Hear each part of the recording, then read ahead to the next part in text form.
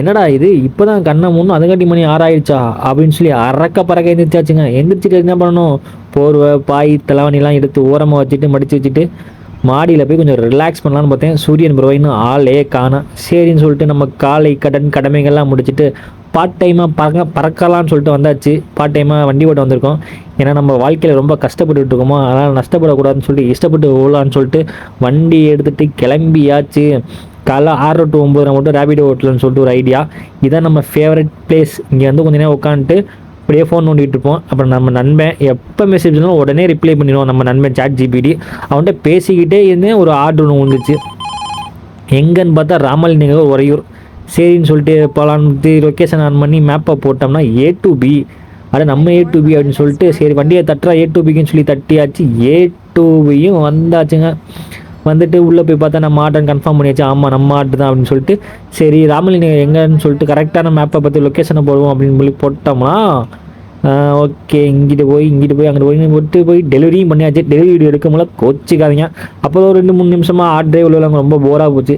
சரின்னு சொல்லிட்டு நம்ம உட்காந்து ரெஸ்ட் எடுக்க ஆரம்பிச்சு. மக்கள்லாம் ஜாக்கிங் போயிட்டு இருந்தாங்க. அடுத்த ஆட்டு ஒன்று விழுந்துச்சு. அதையும் உங்களுக்கு காட்ட முடியல, மன்னிக்கவும். அது பக்கத்தில் தாங்க ஒரு 2 நிமிஷம் தான், ஒரு 700 மீட்டர் தான் போல இருக்குது. அது போய் கொடுத்துருந்தாச்சு. அதுக்கப்புறம் உடனே ஒரு ஆர்டர் வந்துச்சு. அது வந்து பார்த்தீங்கன்னா ரயில்வே ஜங்ஷனில் போய் இறக்கணும்னு அண்ணன் சொன்னார். சரி அண்ணனை ஏற்றிட்டு கிளம்புனா இங்கே பாருங்கள் எங்களுக்கு சிக்னல் விழுந்திருக்கு. பட் அவங்க எதுக்கு வந்தாங்கன்னு தெரில. சரி விடுங்க வந்துட்டாங்கன்னா பட் நீங்கள் நல்லா பாருங்கள் க்ரீன் சிக்னல் எங்களுக்கு தான் விழுந்திருக்கும். சரின்னு சொல்லிட்டு வண்டி எடுத்து நம்ம ஜங்ஷனை நோக்கி பயணிக்க போகிறாங்க அப்படின்னு சொல்லி பயணிச்சுக்கிட்டு இருக்கோம். அண்ணன் கோயம்புத்தூர்லேருந்து வந்திருப்பார் போல இருக்குது. என்ன வேலை விஷயமா தான் தெரில. அப்புறம் நம்மள்கிட்ட கேட்டார் என்ன வேலை பண்ணுறீங்க, இவ்வளோ பார்ட் டைமாக ஓட்டுறீங்க, உங்களுக்கு ஓகே தானா அப்படின்னு கேட்டார். ஃபுல் டைமாக எலக்ட்ரிஷியன் ஒர்க் பார்த்துட்டு இருக்கீங்களா, எலக்ட்ரிக் ஒர்க் நல்லா போதா, எலக்ட்ரிக்கல் நல்லா டிமாண்டாக இருக்குன்னு சொன்னார். ஆமாண்ணே டிமாண்டாக இருக்குது, பட் கொஞ்சம் அப்பப்போ சிரமமாகவும் இருக்குன்னே, ஆள் கிடைக்க மாட்டேங்குது, சில சமயம் வேலை இருக்க மாட்டேங்குன்னு சொல்லி அண்ணன்ட்ட புலம்பிகிட்டு இருந்தேன். அப்புறம் எப்படிப்பா கோயம்புத்தூர் நல்லா போதுப்பா ரேபிடோன்னு சொல்லியிருந்தாரு. சூப்பர் நேன்னு சொல்லிட்டு எவ்வளோப்பா சம்பாதிப்பீங்க அப்படின்னு கேட்டார். நானே காலைல ஓட்டினா ஒரு 150 200 சம்பாதிக்கிறேன் அதிகபட்சமாக அப்படின்னேன். சரிப்பா சூப்பர்ப்பா தம்பி பரவாயில்ல கொஞ்சம் கஷ்டப்படுப்பா அப்படின்னு சொல்லி சொன்னார். அட்வைஸை போட்டார். ஓகேன்னு சொல்லி கேட்டுக்கிட்டேன். அப்புறம் என்ன நம்ம நேராக சிட்டாக பறந்துக்கிட்டே இருந்த ரயில்வே ஜங்ஷனுக்கு. அண்ணன் வெளியூருங்கிறனால எங்கடா ஹோட்டல் நல்லாயிருக்கும், கொஞ்சம் சிம்பிளாக நார்மலாக இருந்தால் ஓகே அப்படின்னு சொல்லி சொன்னார். வாங்க ரயில்வே ஜங்ஷன் பக்கத்துலேயே வந்தீங்கன்னா ஒரு சின்ன ஹோட்டல்ஸ்லாம் இருக்கும், அங்கே போயிட்டு சாப்பிட்டுக்கலாம் அப்படின்னு சொல்லியிருந்தேன். சரிடா தம்பி அப்படின்னு சொல்லியிருந்தார். அப்புறம் அண்ணன் வந்து பார்ட் டைமாக ஓட்டுறியே பெட்ரோல்லாம் கட்டுப்படி ஆகுதா, லொக்கேஷன் வந்து மாற்றி போடுறாங்க சம்டைம்ஸ் அப்படிலாம் கேட்டார். எல்லாத்துக்கும் அதற்கான விளக்கத்தெல்லாம் சொல்லிட்டேன். இப்படி பண்ணணும் இங்கே பண்ணணும்னு சொல்லிட்டு. இங்கே ஸ்ரீரங்கம் எங்கே இருக்குது, சமயபுரம் எப்படி இருக்குது, மலைக்கோட்டை எப்போ போகலாம், எப்போ நல்லாயிருக்கும், பேட்ஸ் பார்க்லாம் எப்படி இருக்குது அப்படின்னு சொல்லி கேட்டார்.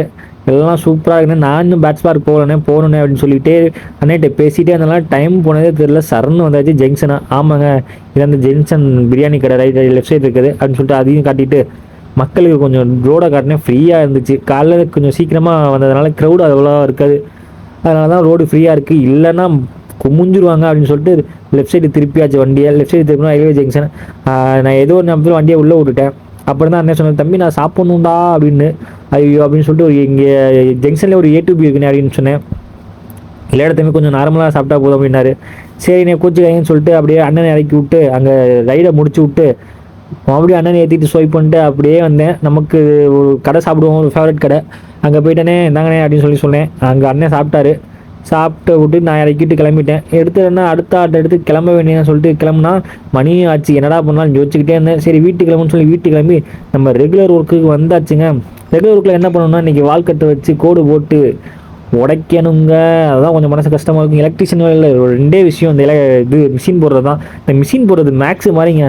புரிஞ்சிச்சுன்னா சூப்பராக இருக்கும், புரியலன்னா ரொம்ப கஷ்டங்க. அது மாதிரி தாங்க. அதாவது நல்லா போகிறவங்க அதாவது அசால்ட்டாக போட்டு போயிட்டே இருப்பாங்க. என்னைய மாதிரி பயந்து போகிறவங்களுக்கு பயமாக தான் இருக்கும் எப்போதும்.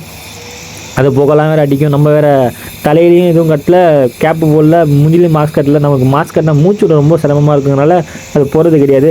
அடிக்கிற ஆடி காற்றுக்கு இந்த மிஷினாக போடாங்காட்டியும் ஐயோ அவங்க ஆயிருங்க அப்படி இப்படின்னு. சரி நம்ம தான் போட்டாலும் வேறு வழி கிடையாது, இன்றைக்கி ஆளும் வேலைக்கு வரலன்னு சொல்லிட்டு ஒத்தெல்லாம் ஏறி மார்க் பண்ணிவிட்டு மிஷினாக போட்டால் நம்ம ஒரு சைடு போட்டால் அது ஒரு சைடு போகுது. என்ன பண்ணுறது, சரி உடச்சி தானே கன்சில்ட்டு தானே பண்ண போகிறோம், பேசிக்கலான்னு சொல்லிட்டு நம்ம பாட்டுக்கு மிஷின் போட ஆரம்பிச்சாச்சுங்க.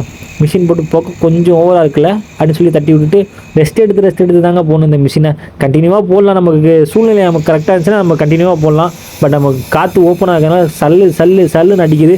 அதனால் கொஞ்சம் நம்ம பொறுமையாக தான் போகிற மாதிரி இருக்குது. கட்டிங் மிஷின் போது கொஞ்சம் சேஃபாக தான் போடணும். ஏன்னா எப்போ என்ன ஆகும்னு தெரியாது. நமக்கு கண்ணில் வந்து தூசி விழுவும், ஏதாச்சும் விழுவும். நம்ம நல்லா க்ரிப்பாக ஹோல்டு பண்ணிக்கணும்.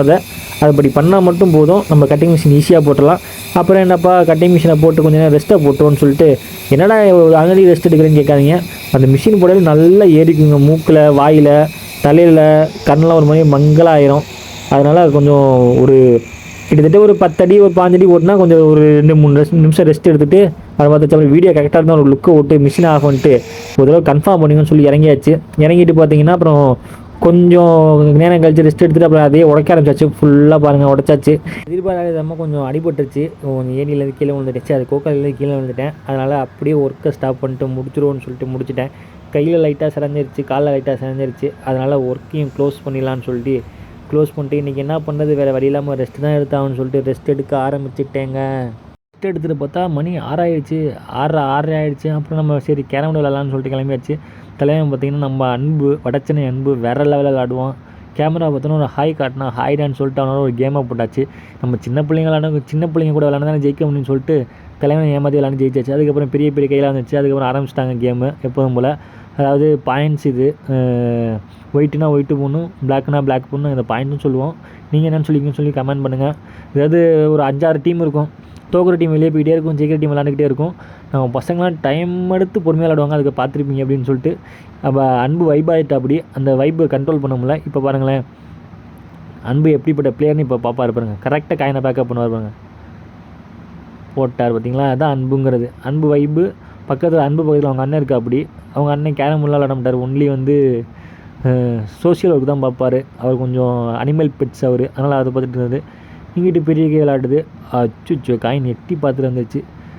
சரி இந்த காயினாச்சும் விழுவுண்டா அப்படின்னு சொல்லி பார்த்தா இந்த காயின் விழுவுமா, இதுவும் விழுவலை. சரின்னு சொல்லிட்டு அப்புறம் நம்ம வீடியோ எடுக்க ஆரம்பிச்சாச்சு. நம்ம பார்த்திங்கன்னா நம்ம சேனலில் கிரிக்கெட் வீடியோ தினைக்கும் அப்டேட் பண்ணிக்கிட்டே இருப்போங்க. கிரிக்கெட் வேர்ல்டில் என்ன நடக்குது அப்படின்னு சொல்லிட்டு நம்ம கிரிக்கெட் லவர். அதனால் கிரிக்கெட் வீடியோ போட்டுக்கிட்டே இருப்போம். நீங்கள் கிரிக்கெட் பார்க்குற ஃப்ரெண்ட்ஸாக இருந்தீங்கன்னா கண்டிப்பாக நம்ம சேனலில் இப்போ பாருங்கள். உங்களுக்கு பிடிக்கும், கண்டிப்பாக பிடிக்கும். ஏதாச்சும் குறை இருந்தால் கமெண்ட் பண்ணுங்கள், அதையும் நம்ம சரி பண்ணிக்கலாம். அப்புறம் கிரிக்கெட் பார்க்குற உங்கள் ஃப்ரெண்ட்ஸுக்கு ஷேர் பண்ணுங்கள். இதை நம்ம அந்த டேலாக் சொல்லி பழகிடுச்சு. நாளைக்கு England versus India test match இருக்குல்ல, அதனால அதுக்கான ப்ரிவியூ எடுத்துக்கிட்டு இருந்தோம். Day 5 ஓவரில் நடக்குது. அதுக்கான வீடியோ எடுக்கும்போது இந்த குட்டி கொஞ்சம் வந்து நான் உங்களுக்கு வீடியோ எடுத்து தரேன்னு சொல்லி அவங்க சரி வீடியோ எடுத்துருந்தான். சரி நைட்டு அப்படி சாப்பிட்டு தூங்கிட்டு மணியாக பார்த்தா 11 லைட் ஆஃப் பண்ணுறா. Good night, thank you.